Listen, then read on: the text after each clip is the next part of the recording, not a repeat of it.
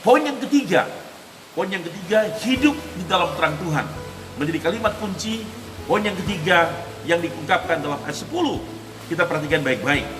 Dan ujilah apa yang berkenan kepada Tuhan. Dengan pengertian, berusaha untuk menyenangkan hati Tuhan. Jadi poin yang ketiga, berusaha untuk menyenangkan hati Tuhan. Haleluya.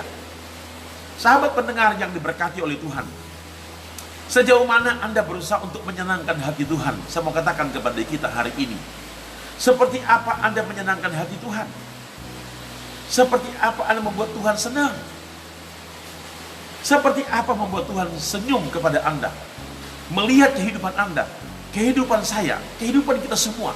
Sebab poin yang ketiga ini, Alkitab bicara kepada kita dengan tegas.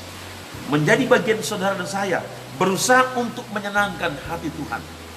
Saudara, kita saja sebagai seorang suami, kita berusaha dalam keluarga, dalam rumah tangga, menyenangkan hati istri, menyenangkan hati anak-anak kita.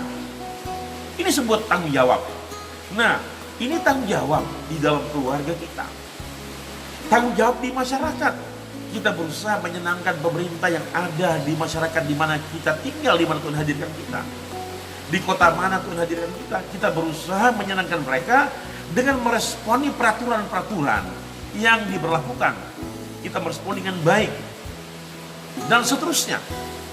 Kita menurut apa yang mereka katakan supaya demi kebaikan kita. Nah, ada peraturan-peraturan, ada hukum yang dijalankan. Demikian kita orang percaya. Kita punya hukum, kita punya peraturan. Supremasi hukum yang tertinggi dalam kehidupan spiritual kita adalah Alkitab, adalah firman Allah. Nah, firman Allah dengan tegas mengajarkan kepada kita. Saya kaitkan tadi pada poin yang ketiga, poin yang terakhir, berusaha untuk menyenangkan hati Tuhan.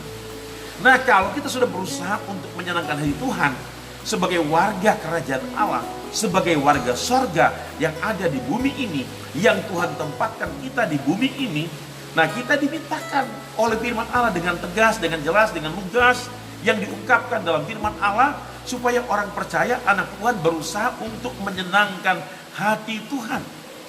Nah, menyenangkan hati Tuhan dengan apa? Banyak hal kita bisa menyenangkan dengan hati Tuhan. Alkitab juga mengajarkan dalam perjanjian lama bagaimana menyenangkan Tuhan. Dengan memuji, menyembah, dan memuliakan Tuhan. Bahkan termasuk membawa pribadimu kepada Tuhan. Bahkan termasuk membawa hartamu kepada Tuhan. Harta kekayaanmu kepada Tuhan, engkau bawa untuk menyenangkan dan memuliakan Tuhan. Nah, ini sebuah tanggung jawab dari orang percaya, dari anak Tuhan. Sebagai anak terang, ingat baik-baik, kalimat kunci yang ketiga, berusaha untuk menyenangkan hati Tuhan. Nah, sampai sejauh ini, sudahkah Anda berusaha menyenangkan hati Tuhan? Ini menjadi pertanyaan kepada kita semua. Sampai sejauh ini, sudahkah Anda dan saya menyenangkan hati Tuhan dengan tanggung jawab yang Tuhan berikan kepadamu? Tanggung jawab sebagai apa? Tanggung jawab sebagai jemaat. Sudahkah engkau menyenangkan hati Tuhan? Apa tanggung jawabmu sebagai jemaat? Dan kalau engkau hamba Tuhan, apa tanggung jawabmu sebagai hamba Tuhan? Sudahkah engkau menyenangkan hati Tuhan? Berapa banyak waktu Anda dengan Tuhan? Berapa banyak waktu Anda melayani? Ingat baik-baik, saya mau katakan kepada kita. Kita melayani bukan sekedar berkata-kata, bukan sekedar berbicara, bukan sekedar menutur kata-kata, mengatur kata-kata secara sastra atau secara grammar. Bukan itu. Kita melayani berdasarkan panggilan dan kehendak Tuhan yang Tuhan taruh dalam hidup kita. Ini sebuah pelayanan. Makanya saya sering katakan kepada kita, kepada teman saya, sahabat saya, bahkan anak-anak didik saya sering bilang ya kepada anak-anak didik saya yang pernah saya didik, apakah itu pekerja yang tinggal dengan saya bukan hamba Tuhan yang gede, yang besar, yang punya sidang besar. Tapi dalam sebuah pelayanan, sampai hari ini kalau saya hitung-hitung, saya telah mendidik kurang lebih 150 sekian pengerja dari tahun pertama sampai sehari ini. Cukup banyak. Nah, ada yang jadi, ada yang nggak jadi. Ya.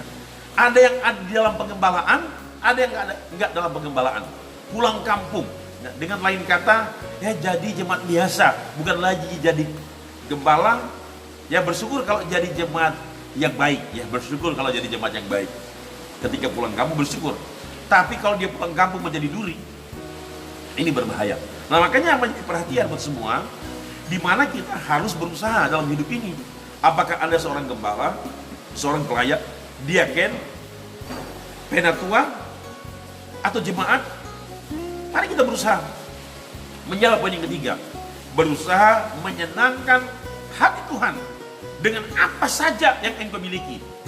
Dengan pikiranmu, dengan perasaanmu, dengan perbuatanmu. Kita menyenangkan Tuhan. Sebab semua ini merupakan perwujudan daripada anak terang dalam satu tugas yang disebut dengan tanggung jawab. Nah, anak terang, orang percaya yang hidup, saya katakan tadi, yang hidup di dalam terang Tuhan, tentunya harus memahami 3 bagian ini, 3 kunci ini.